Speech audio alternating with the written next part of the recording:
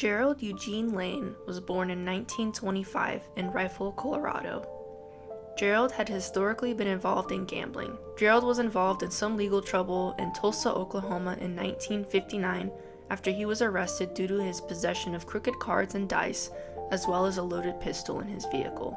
Eventually, Gerald became employed as an executive at Riverside Casino in Reno, Nevada. On January 6, 1961, Gerald left the Reno area by car to go to a high-stakes poker game in Placerville, California. The poker game was reportedly arranged by Las Vegas promoter Glenn Lucas. Gerald drove a 1960 to 1961 white sedan. Gerald did not return to work on January 8, 1961, and was reported missing by an uncle who was concerned about Gerald's absence. Gerald's uncle indicated that he was carrying approximately $15,000 to cover bets in the card game he was going to.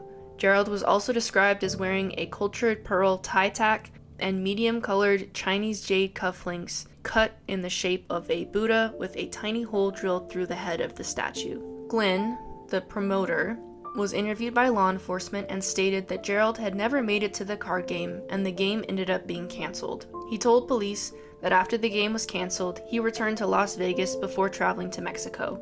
He was later arraigned in Las Vegas due to a bad check warrant. Gerald's vehicle was found 3 days later in a Lake Tahoe casino parking lot, Harrah's Club. However, Gerald was nowhere to be found.